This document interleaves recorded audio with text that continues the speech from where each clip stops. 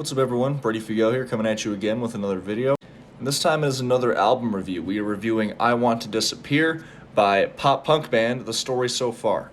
So anybody who's seen any of the reviews I've done on my channel or on another channel knows that I follow a standard formula for my reviews. I give some background information on the band, I start with the positives of the record, then the criticisms of the record, then I kind of tie everything together and give it a final score at the end.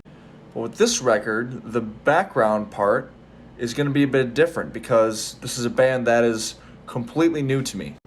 I've really been enjoying doing these album reviews. Out of all the different series and stuff and types of videos uploaded on my channel, the album reviews are my personal favorite ones because I actually get to dive into some new music that I never heard before.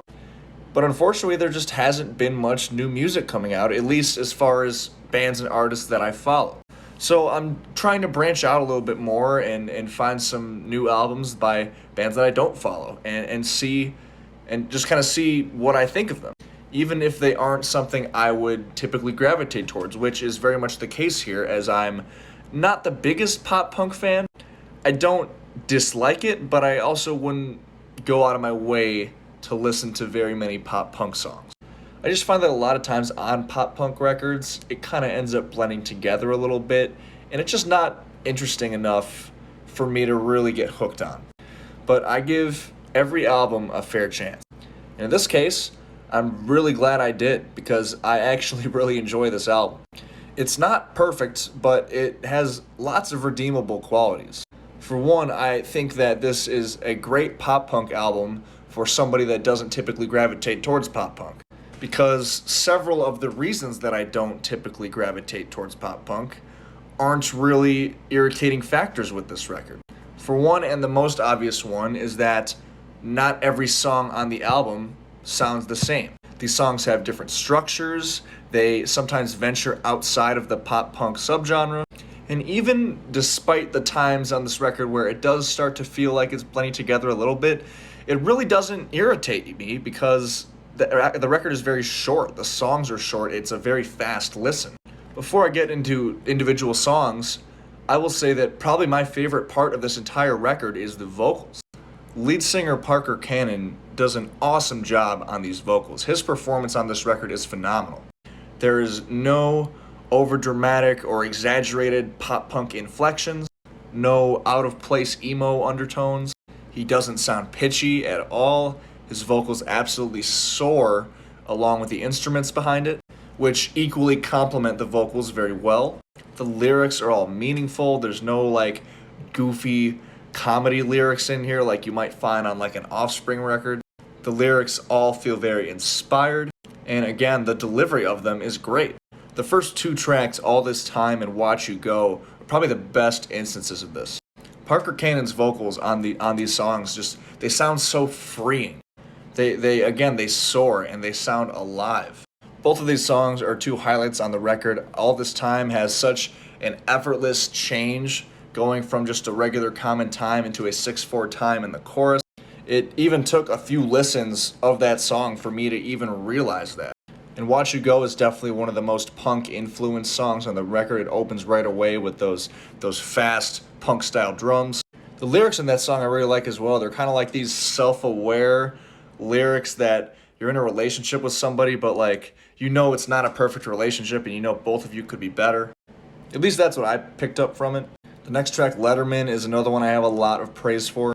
This is definitely one of those songs where they kind of venture a little bit outside of the pop punk boundaries, and you can hear some clear alternative rock influence and indie influence in this song. And it came at the perfect time because, like I mentioned earlier, a lot of times these pop punk songs, if there's too many of them in a row and they follow the same formulas, then the album very, very quickly starts to blend together. And I think putting this song at track 3 was the perfect spot for it.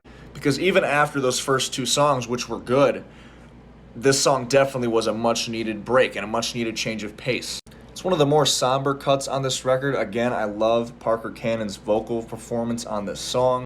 There's some really good contrasts going on between the lead vocals and the backing vocals.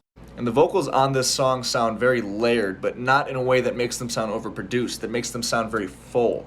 Jump the Gun kind of brings things back a little bit to the pop punk sound again, but not in a way that makes it sound similar to the first two songs. And Big Blind, the next track, kind of does that as well. It's more of a mid-tempo one. That song might have my favorite chorus on the whole record. I love the melodies that are spun in those vocals again. And again, it sounds very layered. It's a very good contrast between the lead and the backing vocals once again. The track Nothing to Say picks things back up again. And this is another one where I enjoy the lyrics, but at this point, it is starting to feel like the filler is creeping in. And this is present in the next couple songs. Keep You Around kind of slows things down again, and then You're Still in My Way picks them back up a little bit again. But the middle of this record, I do think, blends together a little bit. And like I said earlier, it's not that much of a chore to get through because, again, these songs are so fast. They're short songs. And none of these songs are bad. It's just that they're not really adding anything to the album at this point. The only song I find to be a little bit skippable is You're Still in My Way. It's got this like cliche, sugary guitar melody intro, which I'm not really a fan of. It's one of those chord progressions that tries to sound emotional, but just kind of falls flat a bit. This is another one where I like the lyrics a lot. I like what this song is saying. It's just the execution could have been done a little bit better, I think. Especially considering the final two songs on this record, White Shores and I Want to Disappear, the title track, are easily two standout songs from this record. They're both ballad type tracks, if you will. White Shores is one of those songs that kind of builds as it goes and ends in this grand finale. And that is a song formula that is used a lot in pop punk and just pop music in general, but I think they really did a good job using it here. That somber intro with those more laid-back vocals over it sounds awesome. Those melodies that Parker utilizes work so well with that kind of indie-sounding guitar playing behind it. And then as the song kind of progresses, he kind of weaves in and out of his higher and lower registers, which I thought was very creative. And this song does a perfect job of capturing the emotion that was written to convey. My favorite part is probably that come down in that bridge before that last chorus hits and you get more of those somber style vocals. I absolutely love the vocals on this song. And it's maybe Parker's best vocal performance on the whole record. And then the title track is pretty much just your straightforward acoustic ballad, which fits perfectly on this record. Another great vocal performance from Parker here, and I love just the bare bones kind of aspect that this song has, in a sense that it's literally just him and an acoustic guitar. So many bands nowadays feel the need to overproduce their ballads so much, and as a result they kind of lose their genuineness. But with this track, the simplicity of it does it wonders. This track feels like it was literally just Parker Cannon with an acoustic guitar in a room by himself recording this song. Even with that kind of added vocal layering that you start to hear as the song progresses, the song just sounds so intimate. It sounds so personal. It is a great way to finish the album.